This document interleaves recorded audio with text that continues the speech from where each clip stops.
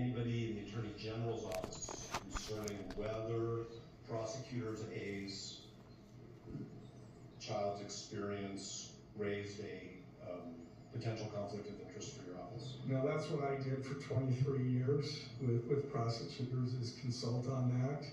And so I didn't feel the need to go to those folks. I mean, I know how to figure that out. So just to bring our viewers up to speed, somebody on the team had one of their kids who was at the moment when Kirk was assassinated. And they want the whole team thrown out. What do you think of this? It's an interesting concept. We'll see how the judge rules. It's very unusual. I mean, it's unusual to have this many witnesses to a homicide and to have these family relationships. This is just not a typical case, and it's not clear really how the judge will rule on this. Okay, well, it seems like the judge is taking the time, right?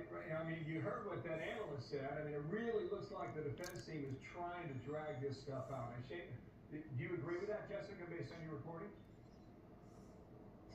I think the judge is being really thorough in this case, and the defense is really, turning over every stone they can to potentially find a conflict of interest here.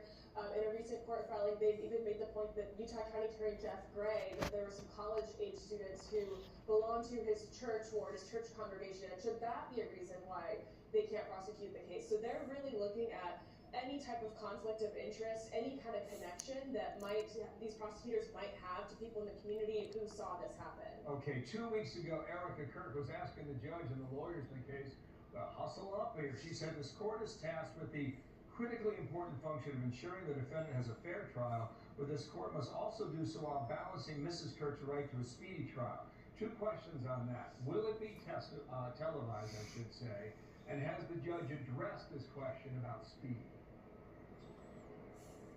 The judge hasn't addressed the question about speed. I imagine that's something that we will discuss or that they will discuss in the court hearing today. And there's also been new motions filed by the defense to ban cameras from the courtroom. So I think the question of whether this will be televised, whether the live streaming that we've seen so far will still be allowed, that's also now up in the air because of a defense team motion trying to ban both still cameras and video cameras from the courtroom. Jessica, does it seem, is this going to go on for another year? Is that how it's starting to shape up?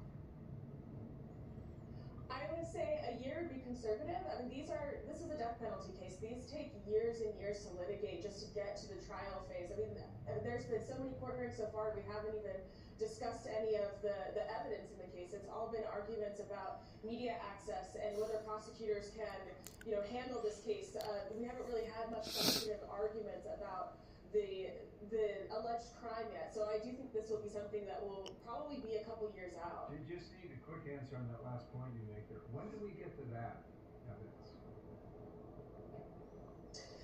That's really unclear. I mean, they're just kind of setting the ground rules right now. Who can prosecute, what access can look like, and then from there there'll be a preliminary hearing, probably in a couple of months. That's where we might start seeing some of the testing of some of the evidence the prosecutors have. Okay, all right, Jessica, thank you. Appreciate you coming back. Jessica Schweifel is a reporter on that case. We'll see if the judge makes any action today. Thank you. Thank you.